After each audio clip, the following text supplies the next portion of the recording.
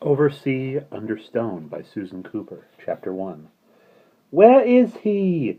Barney hopped from one foot to the other as he clambered down from the train, peering in vain through the white-faced crowds, flooding eagerly to the St. Austell ticket barrier. Oh, I can't see him. Is he there? Of course he's there, Simon said, struggling to clutch the long canvas bundle of his father's fishing rods. He said he'd meet us with a car. Behind them, the big diesel locomotive hooted like a giant owl, and the train began to move out. "Stay where you are a minute," Father said from a barricade of suitcases. "Mary won't vanish. Let people get clear." Jane sniffed ecstatically. "I can smell the sea." "We're miles from the sea," said Simon loftily. "I don't care. I can smell it." "Treswick's 5 miles from St. Austell, Great Uncle Mary said." "Oh, where is he?" Barney still jiggled impatiently on the dusty gray platform, glaring at the disappearing backs that masked his view. Then suddenly he stood still, gazing downward. "Hey, look!" They looked. He was staring at a large black suitcase among the forest of shuffling legs. "What's so marvelous about that?" Jane said. Then they saw that the suitcase had 2 brown pricked ears and a long waving brown tail. Its owner picked it up and moved away, and the dog, which had been behind it, was left standing there alone, looking up and down the platform. He was a long, rangy, lean dog, and where the sunlight shafted down on his coat it gleamed dark red. Barney whistled and held out his hand. "Darling, no," said his mother plaintively, clutching at the bunch of paintbrushes that sprouted from her pocket like a tuft of celery. But even before Barney whistled, the dog had begun trotting in their direction, swift and determined, as if he were recognizing old friends. He loped round them in a circle, raising his long red muzzle to each in turn, and then stopped beside Jane and licked her hand. "Isn't he gorgeous?" Jane crouched beside him and ruffled the long silky fur of his neck. "Darling, be careful," Mother said. "He'll get left behind. He must belong to someone over there." "I wish he belonged to us." "So does he," Barney said. "Look." He scratched the red head, and the dog gave a throaty half-bark of pleasure. "No!" Father said. The crowds were thinning now, and through the barrier they could see sky blue out over the station yard. "His name's on his collar," Jane said, still down beside the dog's neck. She fumbled with the silver tab on the heavy strap. "It says Rufus and something else. Treswick! Hey, he comes from the village." But as she looked up, suddenly the others were not there. She jumped to her feet and ran after them into the sunshine, seeing in an instant what they had seen, the towering familiar figure of Great Uncle Mary, out in the yard waiting for them. They clustered round him, chattering like squirrels round the base of a tree.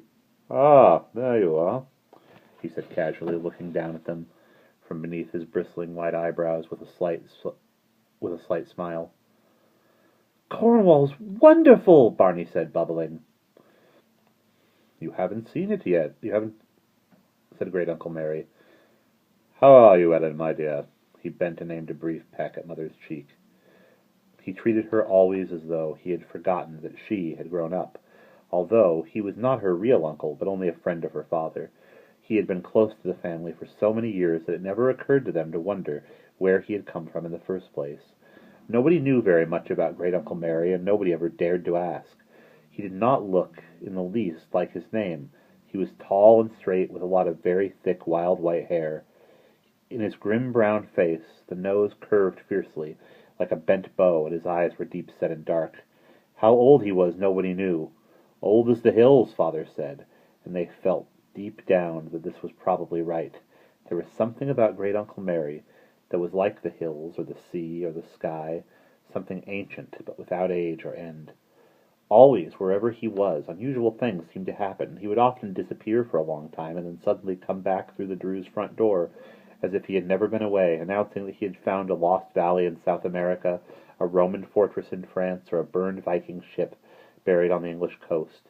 The newspapers would publish enthusiastic stories of what he had done, but by the time the reporters came knocking at the door, Great Uncle Mary would be gone, back to the dusty peace of the university where he taught. They would wake up one morning, go to call him for breakfast, and find that he was not there. And then they would hear no more of him until the next time, perhaps months later, that he appeared at the door.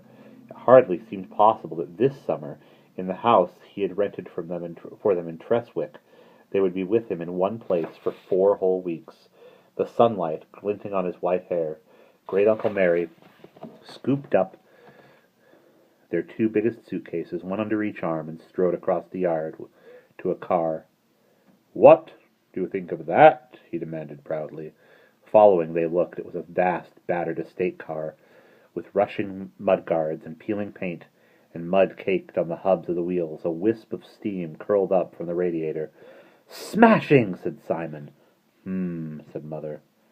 "Well, Mary," Father said cheerfully, "I hope you're well insured." Great-Uncle Mary snorted. "Nonsense. Splendid vehicle. I hired her from a farmer. She'll hold us all, anyway. In you get." Jane glanced regretfully back at the station entrance as she clambered in after the rest. The red-haired dog was standing on the pavement, watching them, long pink tongue dangling over white teeth. Great-Uncle Mary called, "Come on, Rufus." "Oh!" Barney said in delight, as a flurry of long legs and wet muzzle shot through the door and knocked him sideways. "Does he belong to you?" "Heaven forbid," Great-Uncle Mary said, "but I suppose he'll belong to you 3 for the next month. The captain couldn't take him abroad, so Rufus goes with the grey house." He folded himself into the driving seat. "The grey house?" Simon said. "Is that what it's called? Why?" "Wait and see." The engine gave a hiccup and a roar, and then they were away. Through the streets and out of the town they thundered in the lurching car until the hedges took the place of houses. Thick wild hedges growing high and green as the road wound uphill, and behind them the grass sweeping up to the sky, and against the sky they saw nothing but lonely trees, stunted and bowed by the wind that blew from the sea, and yellow-gray outcrops of rock. "There you are!" Great-Uncle Mary shouted over the noise. He turned his head and waved one arm away from the steering wheel, so that Father moaned softly and hid his eyes. "Now you're in Cornwall, the real Cornwall. Logres is before you." The clatter was too loud for anyone to call back. "What's he mean, Logres?" demanded Jane. Simon shook his head, and the dog licked his ear. "He means the land of the West," Barney said unexpectedly, pushing back the forelock of fair hair that always tumbled over his eyes. "It's the old name for Cornwall, King Arthur's name." Simon groaned. "I might have known." Ever since he had learned to read, Barney's greatest heroes had been King Arthur and his knights. In his dreams he fought imaginary battles as a member of the Round Table, rescuing fair ladies and slaying false knights. He had been longing to come to the West Country.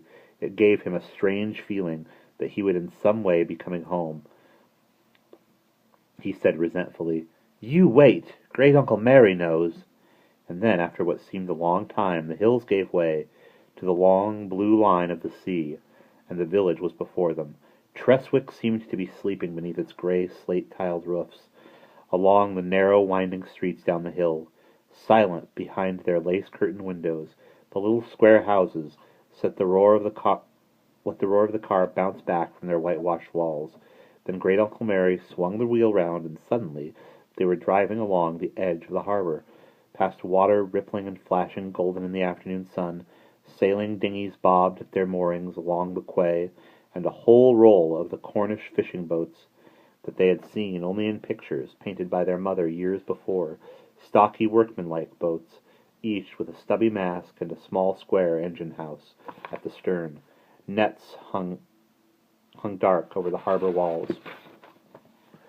Hefty brown-faced men in long boots that reached to their thighs glanced up idly as the car passed. 2 or 3 grinned at Great-Uncle Mary and waved. But Great-Uncle Mary, who could become very deaf when he chose not...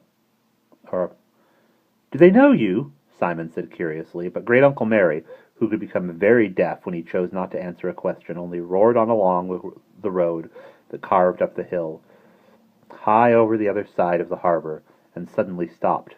"Here we are," he said. In the abrupt silence, their ears still numb from the thundering engine, they all turned from the sea to look at the other side of the road. They saw a terrace of houses sloping sideways up the steep hill, and in the middle of them, rising up like a tower, one tall, narrow house with 3 rows of windows and a gabled roof. A somber house, painted dark gray, with the door and window frames shining white. The roof was slate tile, the high blue-gray arch facing out across the harbor to the sea. "The grey house," Great Uncle Mary said. They could smell a strangeness in the breeze that blew faintly on their faces down the hill, a beckoning smell of salt and seaweed and excitement, as they unloaded suitcases from the car, with Rufus darting in excited frenzy through everyone's legs. Simon suddenly clutched Jane by the arm. "Gosh, look!" He was looking out to sea, beyond the harbor mouth. Along his pointed finger, Jane saw the tall, graceful triangle of a yacht under full sail, moving lazily toward Treswick. "Pretty," she said, with only mild enthusiasm. She did not share Simon's passion for boats. "She's a beauty! I wonder who she is." Simon stood watching entranced. The yacht crept nearer, her sails beginning to flap, and then the tall white mainsail crumpled and dropped. They heard the rattle of rigging, very faint across the water, and a throaty cough of the engine. "Mother says we can go down and look at the harbour before supper," Barney said behind them. "Coming?" "Course. Will Great-Uncle Mary come?" "He's going to put the car away."